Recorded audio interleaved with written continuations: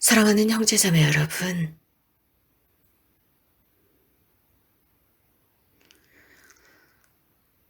우리 모두가 경험한 것은 이 지상 삶은 쉽지 않다는 사실입니다. 여러 가지 다양한 고통이 우리를 짓누릅니다. 우리가 생각했던 대로 실현되지 않습니다. 그러나 우리가 또 경험한 것은 하나님과 함께할 때 모든 것이 달라진다는 사실입니다. 이것은 이사야 예언서가 오늘 일독서에서 말씀하고 계십니다. 예수님께서 태어나시기 8세기 전에 사셨던 예언자입니다. 그래서 위대한 4명의 예언자 중에 한 명으로서 예레미야, 다니엘레, 에제키엘레, 그리고 이사야입니다. 이사야의 예언은 하느님의 위대하심을 드러내고 그분을 향한 완전한 신뢰, 동시에 그 사회의 불의에 관해서 선포했고 메시아의 오심을 선포했습니다. 그렇기 때문에 이렇게 표현할 수 있습니다. 이사야야말로 종교적으로나 사회적으로 여러 역할을 하면서 이스라엘 백성이 하느님께 나갈 수 있도록 모든 힘을 기울였다는 사실입니다. 그래서 이 세상에서 제대로 그 백성이 살아가면서 영원한 삶을 얻을 수 있도록 인도자적인 역할을 했습니다. 그래서 하느님의 계명에 의해서 살아갈 수 있도록 했습니다. 어떤 타협도 하지 않고 하느님 안에 살도록 했습니다. 하느님께 마음을 드려야 합니다. 그래서 우리들의 마음에 그분께서 힘을 주시고 예언자들이 될 수 있도록 해주시며 모든 것들을 받아들이고 그럼으로써 더욱 수월하게 누구의 말을 들어야 할지 제대로 식별할 수 있도록 하는 것입니다. 많은 여러 가지 목소리들이 우리들을 이곳이나 저곳으로 끌고 가고자 합니다. 진리가 아닌 다른 것들입니다. 우리 그리스도인들은 한 목소리, 한 음성만 들어야 합니다. 예수님의 목소리, 진리의 목소리입니다. 우리들 이전에 그리고 그 이후에 많은 것들이 있겠지만 그분만의 목소리만을 들어야 합니다. 순교를 겪었던 모든 분들, 자신들의 신앙 때문에 순교를 겪었던 분들은 한 목소리만 들었습니다. 우리는 그분들에 대해 감사드려야 하고 그분들의 모범을 따라 살아야 합니다. 지역 공동묘지나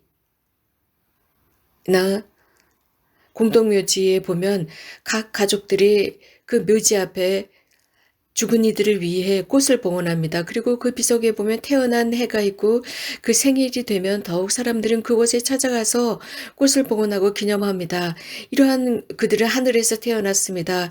이러한 것들은 순교를 당했고 고문당했고 결국은 고문당하면서 돌아가신 그분들이 우리들에게 가르쳐 주신 것입니다.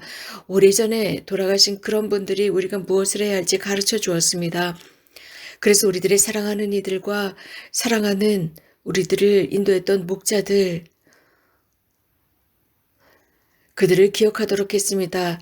이것은 어떤 의무가 아니라 이러한 순교자들이 우리들에게 이렇게 살도록 초대하고 먼저 모범을 보여주었습니다.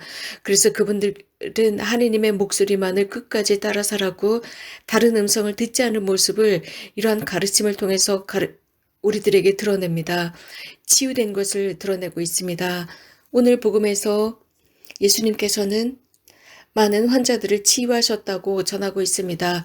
여러 다양한 불치병과 불신앙으로부터 고통당하는 그들을 고쳐주셨고 해방시키셨습니다.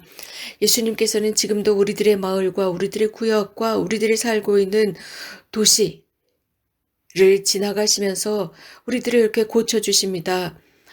지금을 살고 있는 우리들이 예전의 유대인들처럼 우리들은 병들고 불신에 지쳐 살아가고 있습니다. 그래서 온전히 그분을 신뢰하지 못하고 헤매고 있습니다. 그래서 잘못된 곳에서 해결책을 찾고자 합니다.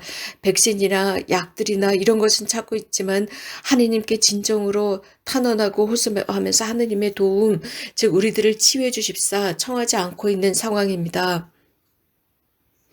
이러한 모든 것들을 바라보면서 이것은 질병의 시대가 아니라 불신의 시대라고 생각합니다.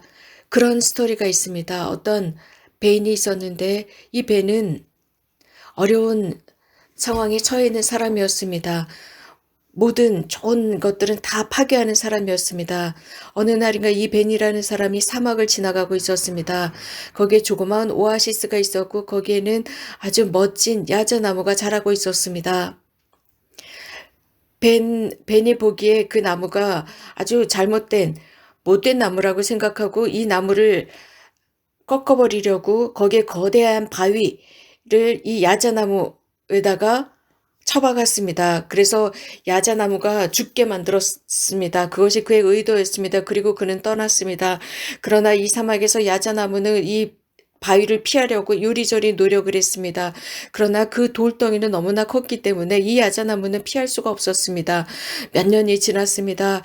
그 무거운 돌은 지속적으로 이 야자나무를 짓누르고 또 짓눌렀습니다. 짓누르면서 이 야자나무는 그의 뿌리가 더욱 땅으로 깊이 파고들었고 그렇게 되다가 그 고통 속에서 어느 날인가 이 야자나무를 살리는 깊은 물이 있는 곳까지 뿌리가 닿게 되었습니다. 그러면서 이 야자나무는 오히려 훨씬 더 튼튼하게 자랐습니다.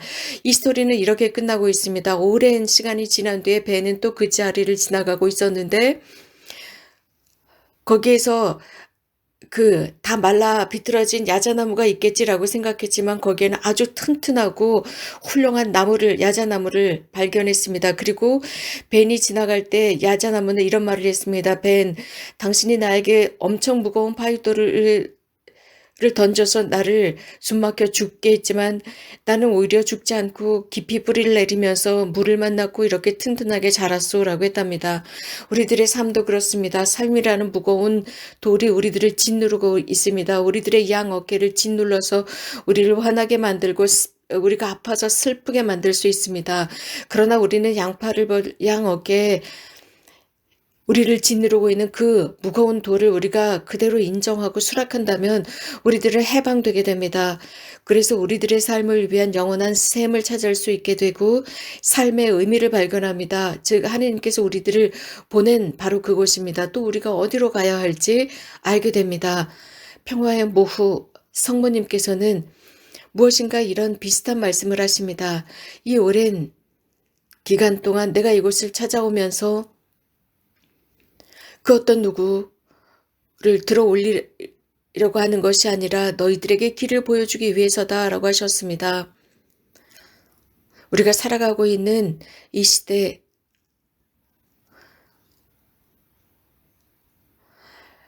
무엇인가 다른 것을 선포한 것이 아니라 당신의 아들 예수 그리스도를 선포해 주셨고 우리들이 가야 할 열정을 드러내 보이셨습니다. 그렇기 때문에 이 시대에 드러나는 여러 목소리들을 따라가지 말아야 합니다. 어떤 타협도 이 세대와 하지 말아야 합니다. 이 시기는 타협하는 시대가 아닙니다. 누군가 우리들의 삶의 스타일에 관한 진단을 하는 것이 아닙니다. 우리가 바로 스스로 우리들의 삶에 대한 진단을 하는 것입니다. 그리고 살펴보는 것입니다. 우리들의 믿음을 봅시다. 서양을 봅시다. 서양의 물질주의가 가득 차 있습니다. 물질주의가 지배하고 있습니다. 그래서 영적으로 매우 심각한 상황에 처해 있습니다. 그렇다고 해서 이런 것들이 물질 때문이 아닙니다. 물질 때문에 일어난 것이 아니라 우리들의 생각의 스타일입니다. 우리들은 진보라는 사고 속에 둘러싸여 있습니다. 저는 이렇게 믿고 있습니다. 이 시기 매우 이상한 이 시기에 여러 가지 많은 질문들이 등장했고 그래서 우리는 더 많은 생각을 하기 시작했으며 숙고하기 시작했습니다. 그리고 결국 깨달은 것이 있습니다. 하나님께서 우리들의 지상의 삶을 보살펴 주신다는 사실이며 영원한 삶도 보살펴 주신다는 것입니다. 오늘 복음의 상황과 유사합니다. 예수님께서는 가장 먼저 광야에 있었던 그들을 먹이셨는데 영적으로 먹이셨고 육체적으로 먹이셨습니다. 그래서 사람들은 예수님을 칭송했습니다. 마테오 복음사가는 이러한 예수님의 삶에 군중으로부터 찬양받는 그 모습을 강조했습니다. 마테오는 사람들이나 하느님으로부터 호의를 받지 못하는 사람이었습니다. 하지만 그는 이렇게 결론을 내고 있습니다. 그는 정통한 유대인으로 나가고 있었지만 그의 영혼은 공허했습니다. 그러나 예수님의 말씀을 받아들이면서 이러한 예수님에 대한 의심을 풀을 수 있었습니다. 많은 이런 류의 예는 우리들 주변에 많이 찾아볼 수 있습니다. 복되신 통정 마리아께서 이러한 예의들을 보여주십니다. 단 그분의 말씀을 들으려고 할 때입니다. 많은 사람이 이곳에서 삶을 바꾸었고 결과는 기뻐하는 사람, 만족하는 사람이 되었습니다. 이러한 모든 것들을 우리가 대림쉽게 묵상하도록 합시다.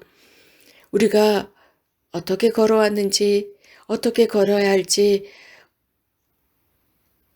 전심전력합시다. 단순한 것에서부터 우리들 주변에 지나가고 있는 그 모든 것들 같이 주님의 눈으로 바라보고 주님 안으로 들어가면서 주님의 삶이 우리들의 일상에 양분을 줄 수 있도록 합시다. 그럼으로써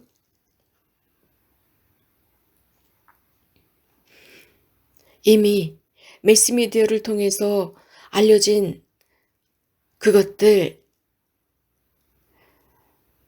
이미 매스미디어를 통해서 무엇인가 특별한 것이 제공되었다. 그래서 내년 1월 10일까지 제공된 그것에 끌려다니는 것이 아니라 우리는 진지하게 생각해야 합니다. 우리들 이전에 많은 사람들이 그렇게 살았습니다. 그렇게 진지하게 살았다면 우리들도 할 수 있습니다. 특별히 순교자들과 복자와 복녀들과 성인들이 그렇게 사셨습니다. 또 우리들이 살고 있는 환경 속에서 이렇게 열심히 진지하게 살아가는 사람들이 있습니다. 그들이 가치를 귀하게 여기고 하느님 안에서 살았습니다. 그렇기 때문에 우리는 양손을 벌리고 양팔을 벌리고 계시는 그분의 왕국으로 들어갈 수 있습니다. 그렇다면 우리는 무엇을 할 수 있을까요? 이 세상을 살아가는 사람들이 하는 이 모든 것들은 다 사라질 것입니다. 단지 우리가 하는 선만이 남아있을 것입니다. 이렇게 삽시다. 이러한 우리가 했었던 착한 행실을 가지고 하느님 앞에 서게 될 것입니다. 그렇기 때문에 우리도 더욱 착한 일을 하며 살아갑시다. 아멘.